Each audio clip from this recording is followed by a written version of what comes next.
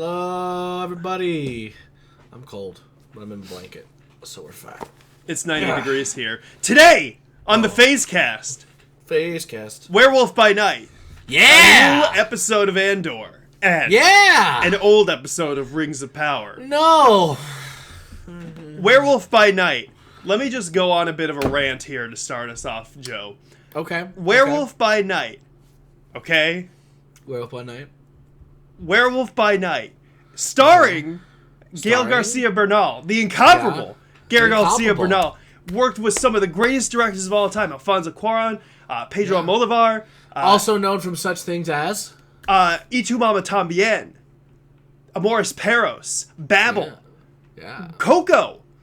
Yeah. Excellent actor. Excellent actor. Yes. Directed by Michael Giacchino in his first feature film. And I will say feature film because it's a 55-minute thing. The AFI and the Academy of Motion Picture Arts and Sciences both recognize feature films as 40 minutes or over. Longest movie Michael Giacchino has ever done.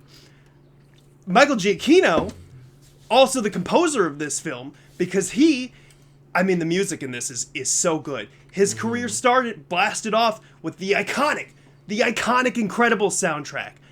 Did Ratatouille, the Star Trek remake, Up, the new Batman, that bum, bum, bum, bum, the Space Mountain song. The art director of this also... The Space Mountain song?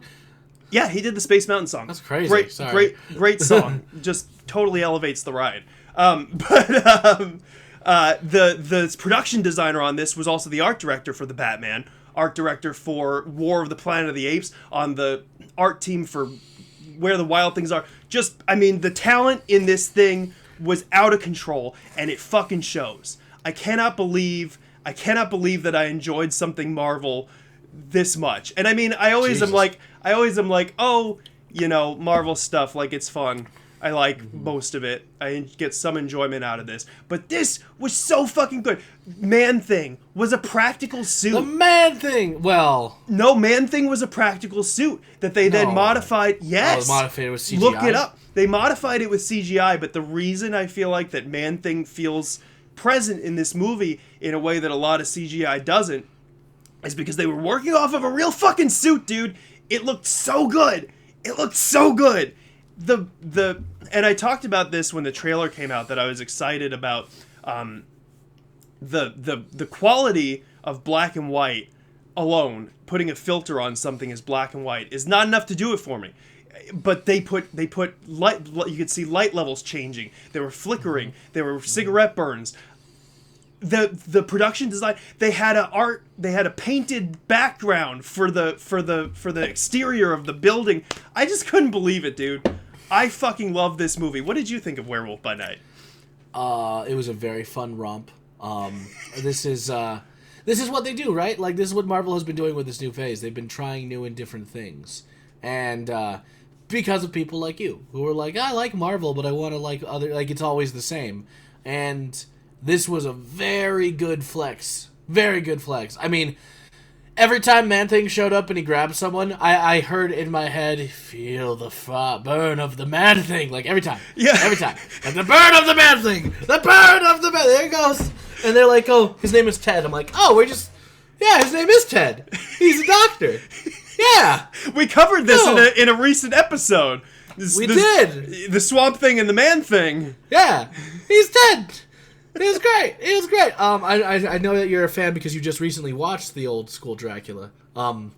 If you notice that one hunter who was like talking a big game because of his 50 kills and was going after our protagonists, when he like was going down a corridor in that whole sneaky part, they only lit up his eyes.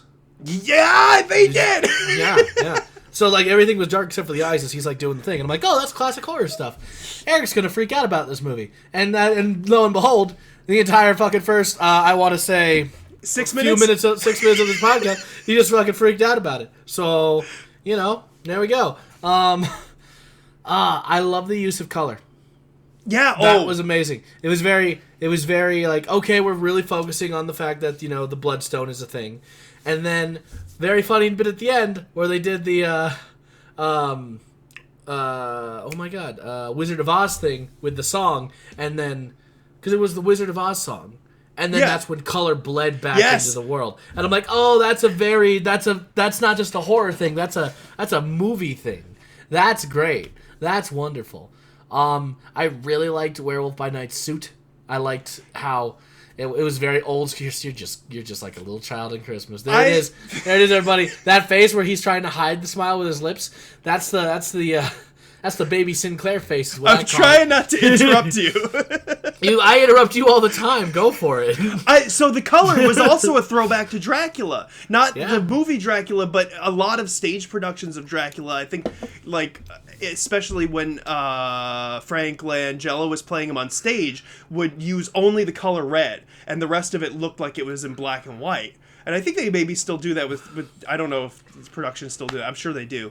But that was so cool. It was so cool. Artistic motif, yeah. And the suit too. Absolutely, the Werewolf by Night suit was like Lon Chaney, like classic, like some hair on the face, Wolfman. Yeah, it was so good. It did. You know what? It looked good, even though I knew it was bad.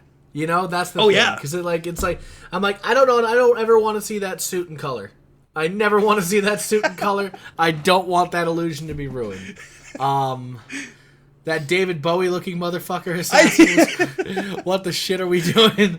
That was good. Monster Hunter, sorry. That was the first thing that I thought when I saw that guy. I was like, that looks like fucking David Bowie. Why is David Bowie in this? What's happening? I just and I think that the like hour-long format could do wonders for certain Marvel projects too. I think as a short story, it was amazing, and like that's the whole point. They had a very enclosed, like, this is the story we're telling. We're just doing this. You don't need a backstory on why he's a werewolf. You don't need a backstory on the man thing. All you need to do is that he came here to save his friend, and he's like, I always have to bail you out of trouble. What is this? It's okay. Don't worry. Blah blah blah blah. And trumpets, all horn instruments should have fire for some reason. That's my take. That was the most metal thing in that movie. I'm like, why the fuck? I'm like, sure, cool. I think that you're right. The contained story, and it left me wanting more in a way that, like, the Marvel series, when they're longer, it doesn't really leave me feeling like that most of the time. Because I've watched a lot of it, and I've watched enough of it. But this was like, I want to see more of these characters. And it was because they put you in, like you said, they put you in, they told you a thing, and then they were like, here they are now. And I was like, well, then what? Then what? You know? That's what a comic book does, too. Yeah, that's what a comic book does. Yeah, this isn't an origin story. And I think that's what we're leaning forward more to it. Like, a lot of Marvel, the old MCU and all the stuff leading up to it, I understand that the formula is to introduce a character, give people an origin story, because let's be real, when comics weren't mainstream and all that other stuff, they were just really trying to, like, explain how things worked to people who weren't into comics. Now that everybody is, used to it, we can take off the training wheels a little bit, I feel, and just be like, hey, here's a character, here's what they do. Yeah. Boom. Right. This is the world. And that's the thing. I think that it took them years to build the world for us to accept the fact that other things can just happen in the world. Yeah. And She-Hulk is capitalizing on this by just introducing, like, characters without explaining their origins, but like, oh, that's Man Bull. The dude's just a man in a bull. Like, okay, we can accept that. We don't need to know anything else. We don't need Man Bull's origin story. This is Marvel. This is the world now. This is how we do it. Yeah, and Werewolf by Night was next level because the only connection it had was, like, showing a pictograph of the Avengers at the beginning. It didn't matter where it took place in the universe. It didn't matter, like, you know what I mean? Like, it was like a comic book. It was like a comic book. If they keep going that direction, I mean, that's going to change the way that they tell these stories. And it's going to be for the better. I think you're right. Like, that's going to be the sort of thing where they've established a thing, you understand the format, and they're just going to tell comic book style stories. It's a Marvel Special Presentation. They better do more of those. I mean, I'm sure they would. I can't wait for the Christmas episode that they're going to pull out. The Guardians of the Galaxy one? Is there a Guardians of the Galaxy Christmas episode? Is that There's real? there's a holiday special. Oh, well then fuck. Here we go. We're going to get a holiday special. You, like, oh. like, I didn't know about that. You were just guessing? Dope as shit. Yeah. No, because I'm like, this is the thing they did for Halloween. Yeah. If they're going to do more special, engagements or whatever the fuck this is. Right. Why not just do it holiday based? And that way they can pump one out a month if they really care. I want to see an Ant-Man Thanksgiving. Let's just have that. Let's just do some fun things, and I think that is the kind of content people also want. Like, there's the people like me who want to do these whole deep stories, and you're like, oh, but then who is this person, and blah blah blah, because all this comic information I have feels like it's getting paid off whenever I see a stupid little Easter egg show up or a character I used to know just show up. That feels good. But also self-contained stories like this where they're just fun. It re-excite. Look how excited you were. And that was just because it was let's do horror. But let's do old campy horror. And let's do what in Marvel can we do? Oh no, you want to do Werewolf by Night? Nobody knows him. Yes, let's do Werewolf by Night. Everyone's going to be mad I said nobody knows Werewolf by Night. But the thing is, how do you not know? Yeah, it's a more obscure one. But it just felt like it was made by people that cared. That really gave I some was so attention happy to the man details. thing actually had a role and purpose and wasn't just a sight gag. Yeah. He was a full-blown character. He was a full-blown ass character. I'm like, oh, yeah. Ted. You love the man thing.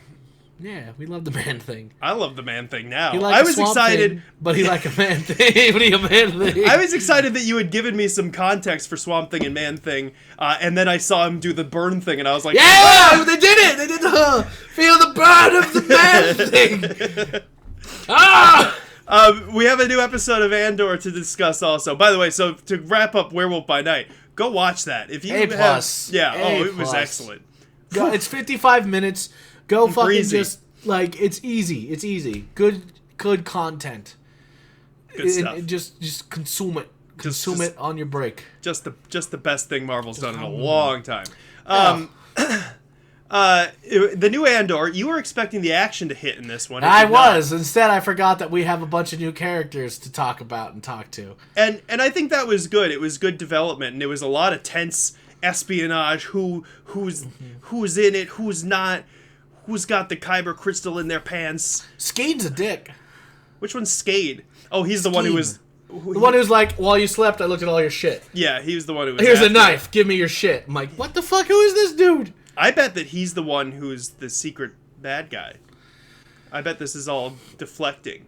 Who knows? That's my guess. I don't know if there's going to be a secret bad guy, or if they're just going to get fucked, or if maybe, Skeen is the hardened criminal who survives it all with him, and then they become friends. There's a lot of directions this can go. Mon Mothma... We didn't see the dinner! No. Damn it! We didn't see anything. We saw the drive home! We saw the drive home from the dinner! Oh, that was the drive home? Yes! You're right, that was the drive home. Damn. We didn't see Slimore! Yeah. Fuck you! I thought that was the drive there for some reason, but you're right. Well, her husband's gonna betray her because he has different political beliefs, and Yep. that's sad. Well, you think about, right, Mon Mothma in Return of the Jedi doesn't... it's not like she's got her husband standing next to her. So That's true. You I mean, know. also her husband thinks that she's lying. So who knows about something? Her And he's husband right. and her... I think like her daughter, too, is going to side with her husband, and she's going to Yeah, well, her daughter... Yeah. And I think that's what they're framing it as, for sure. Which is going to be tragic, but cool, because Mon Mothma has been a badass so far. Yeah. I liked that they are sort of establishing Cassian Andor, a.k.a. Clem, as somebody who has leadership potential. He's very observant. Very observant. I love that. They're doing the march, and he notices that they should be standing differently because of their handedness. I was like, okay, cool. I liked that the security man going to his bitter mother. I don't know who his uncle is. Oh, he was like... The blue milk cereal. I loved it. He's eating Oops All Berries Captain Crunch, and he's pouring that blue milk into it. That's good. Oops All Berries. That's what happens when you get fired from your job. That's corpo. I would enjoy that more, but I have a what is the word I'm looking for? I have a pessimistic view of those kinds of things showing up, because then they always show up in the Disney parks. Like, I know Are you saying you don't want blue milk cereal with your Disney park? I just want it to be a little more natural than Disney's. Like, Disney is like setting up the pitch and then just knocking it out of the park every time. It was cool to go to Disneyland and get blue milk because of the classic Star Wars thing, but like, when I think you it was built a world and use aspects from the world in further series, it's good. I Do know. not shit on the blue milk cereal. I'm not. If you shit on the blue milk cereal, not only will my opinion of you fall, but my opinion of your opinions will continue to fall. They're already low. It just feels like a setup. I know. What do you mean? That's all movie is. That's all Star Wars is. It's like, ooh, it's all set up. The Ewoks were meant to be toys. Fuck you. Yeah, fuck you true. and the boat you came in on. And they spent like billions of dollars on those two parks in Disney World and Disneyland. So I bet they did. And they probably made it all back. Well, and the thing is too, like, that was the real gamble of buying Star Wars, right? For Disney, was those parks. Like, the movies, whatever. But the real gamble was, can we incorporate that into something that continues to make tons of fucking money every day? People go to that hotel, so if people go to that fucking hotel, that alone is enough to make them money. The prices have dropped already, though. Good. Not enough. Maybe because one holy day shit. I could take a look inside of the hotel. I think it's still the absolute best deal that you can get. I saw somebody say that they got in for $1,500 a person, which is insane. Which is lower than it was. For what? And for what? To sleep in a bunk bed? It's a really cool Star Wars bunk bed. I can't agree with you on the bunk bed. The bunk bed but is it's not also cool. like it's the whole thing. It's the whole like experience, right? Yeah. Oh yeah. And I hear it's like immersive. the world, the immersive world.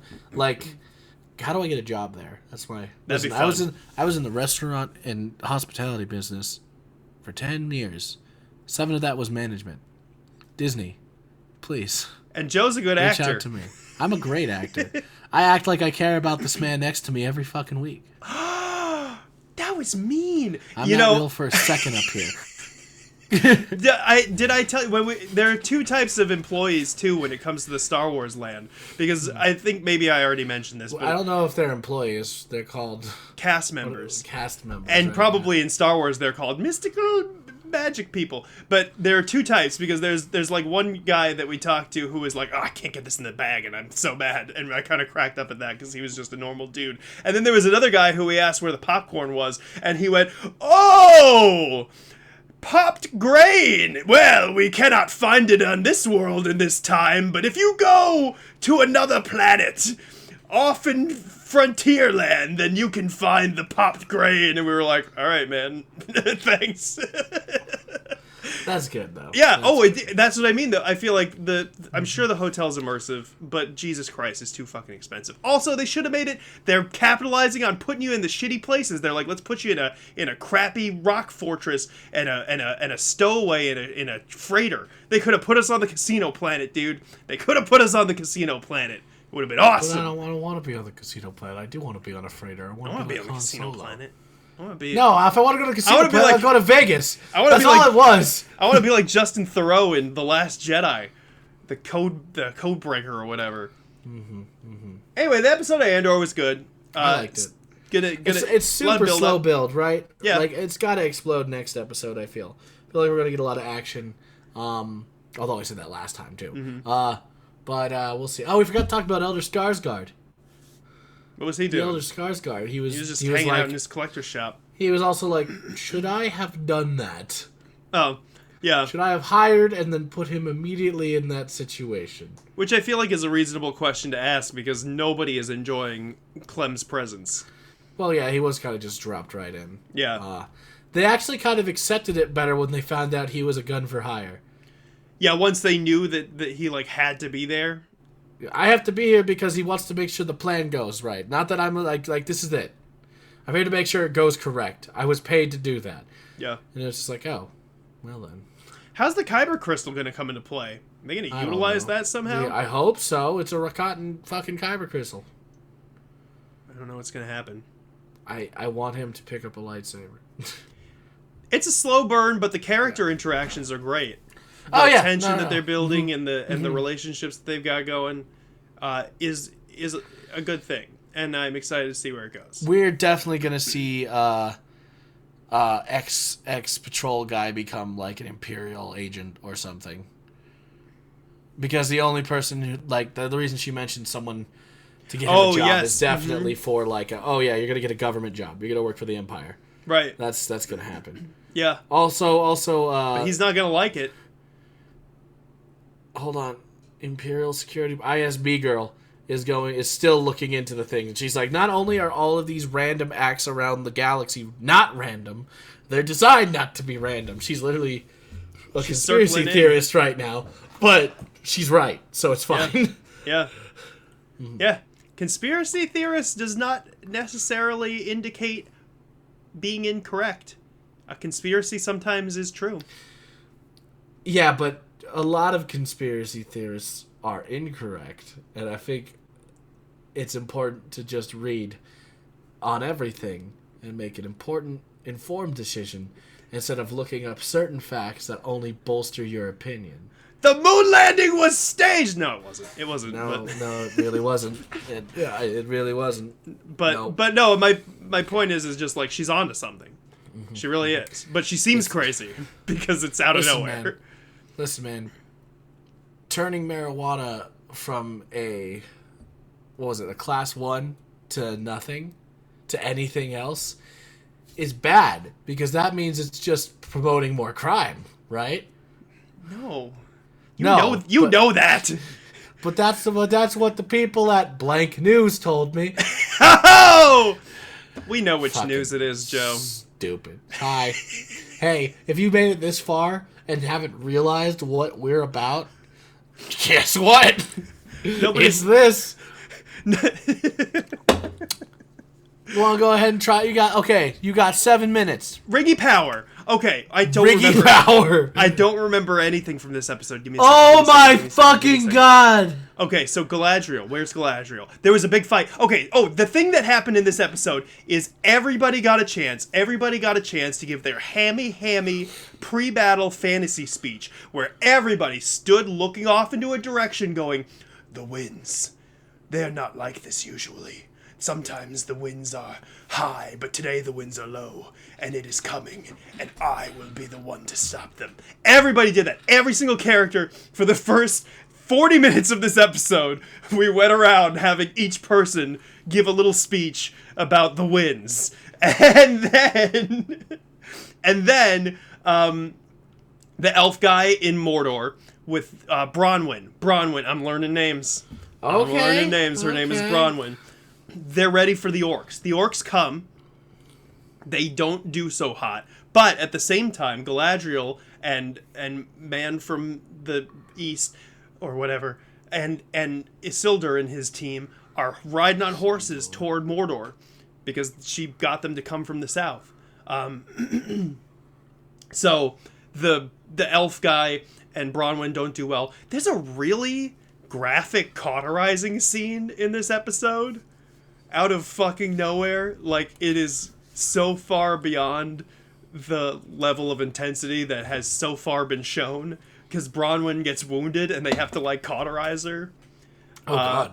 It's brutal, dude, for, like, out of nowhere. I mean, in the grand scheme of things, it's not the most graphic thing I've seen, but in the context of this show, I was like, why the fuck are you showing me this?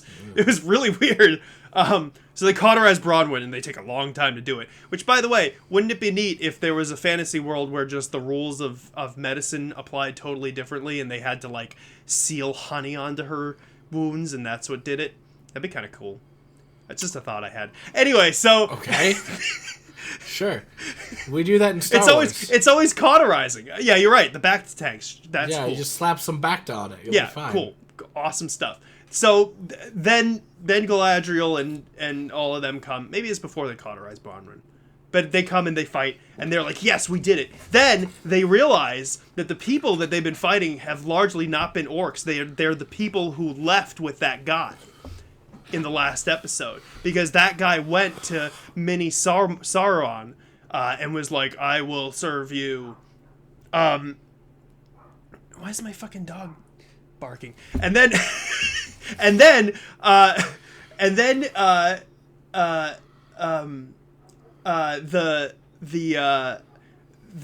so it's humans that they killed. Then the real orc army comes out of the woods, and they're like, "Gotcha, surprise!" And that's when it really goes to shit. They have to kind of retreat, and then, I forget what happens. And then what happens? They're like, I think that they still win the fight. I think maybe that's when Galadriel comes. And then they win the fight. And then they cauterize Bronwyn. And they have a big feast. And everybody's like, then they give some more speeches. They're like, on this day never did that again. We will do this and have a good time. And they're like, oh, good on you, Isildur's friend. I'm really happy about that. And we're going to a different place. And everybody has a haughty, which, to be fair, it's Tolkien. So Tolkien is like the godfather of hammy fantasy dialogue. Totally works here. But I don't remember anything specific that anybody fucking said in this episode. Then the elf guy finds Mini Sauron. And he's like, where is... Oh, no. He goes to kill him. Because he's like, you killed someone I love, which I don't know. Maybe I'm supposed to know that. I don't remember. Galadriel comes up. She's like, no, we need him alive. And then Galadriel's questioning the guy. They've captured orcs. And then I think the orcs get out. So they interrupt their feast. But before that, Mini Sauron, she's like, where's Sauron? And he's like, I killed Sauron. And they're like, well, I don't think that happened. But whatever. I don't know if it happened. But there's a tree with Sauron's face in it earlier. His face in it? Yeah, it's got Sauron's... Well, it's got his helmet. Okay. And then the guy who led the people away from Mordor, the humans away from Mordor, has not died and has not been captured. He takes a staff that looks like Sauron's helmet, and he puts it in a stone. Reverse Sword in the Stone style. You usually take it out. He puts it in, which is the evil way. And when he does, it activates the fires of Mount Doom, and Mount Doom fucking erupts. And then all the orcs get out, and they ruin their feast. There were no hobbits in this one. Everybody else has sort of gathered together. I haven't seen Gandalf. But Mount Doom is erupting, and that's how the episode ended. So the orcs came. Mm-hmm. They beat the orcs. Mm-hmm. They captured them instead of killing them. Mm-hmm. The orcs got freed. Mm-hmm. And are attacking the town again? Yes. And that's where we left off. Yeah. There were a few that were captured, and then the main guy, I don't know his name or what he does, but he is out also. and it's bad. And then someone stuck a staff in the stone to blow up Mount Doom. Yep, Mount Doom is evil now. Well, okay. Mount Doom is actively evil. And yeah, really, I mean, this episode was also 70 minutes long, and it was one of those ones, because, you know, like Game of Thrones, there's like the episode before the battle where they're like, oh, we've got to get our armaments and blah, blah, blah. That's what this one was for a lot of it. And holy hell, everybody took their turn. To be like, it is time in the West for the East to meet the West, and we will be the ones there when they come. And when we see the lights, we will shoot them with our big bows. Oof. Got you. Wasn't about that. Got you. And any final closing questions on any of these things? It seemed like pretty straightforward, honestly. Yeah, it was a pretty straightforward episode. Yeah. Because it was mostly battle and mostly just prepping for that battle. How many humans and orcs died? A lot. Lots? A lot. How many did Galadriel kill? Several. Oh, and then there was a moment where the elf guy... So there was a really cool moment where the elf guy was going to get an orc in the eye with a knife, and then he got him in the eye, but the orc just did not give a shit. And then he went to stab him, and then Bronwyn came behind and hit the orc with stabbed him with something else. It was awesome. Oh, and the guy's an Uruk-hai, the main guy. Because she's like, oh, are you an orc? And he's like, we prefer Uruk. Well, he's not an Uruk, not an Uruk-hai. What the fuck's the difference, dude? There's a difference? Yeah. Talk to Kevin. Talk to Kevin. I don't have the capacity. We need to bring Kevin in on one of these recaps just so he could correct your ass. That's the next thing. That's the next step. That would be pretty good. We should do a final recap of Rings of Power, include Kevin, and have him just... You know, every week I hang out with Kevin, it's like, did you watch Rings of Power? And I'm like, I didn't. He's like, I just really want to talk about it. I'm really excited and happy about it. I'm like, well... We'll bring him on. Don't talk to Eric about it. I talked to him about it, and he goes, Oh, I have to. Yeah, he does. That's so fucking Kevin. I want to bring back a bit in these last seconds of the show. Today's Smash of the Cast is Galadriel. Yeah. Galadriel the Muppet version? No, Galadriel. Oh. You could do either Lord of the Rings or Rings of Power Galadriel. She's up there. Do them both. They both... You know what? This is your 2-for-1 Smash of the Cast. Both Galadriels. All Galadriels. Except for young Galadriel. She's a kid. Doesn't count. Not young Galadriel. Flick young Galadriel out of them. No. Only adult Galadriel. Yeah. I was hoping that there was a Muppet version of Galadriel. Is there a Rankin Bass version of Galadriel? I don't know. I don't know what we're talking about here anymore. The animated one? I don't think that she's in the animated one. Oh, she is! There is an animated Galadriel. Oh, God, you fucking broke up. I can't... She can also get it. Yeah. All 3 Galadriels can absolutely get it. And I will say this one last thing, because maybe we'll talk about it later. Eric, you're a fan of Jim Henson. Yeah. You're a fan of his Creature Shop as well. Yes. His Creature Shop are doing the puppets for Five Nights at Freddy's. Five Nights at Freddy's. Yes, I know. Mm-hmm. Which means I can now say for a new Smash the Cast, we're getting so many this year. We get so many.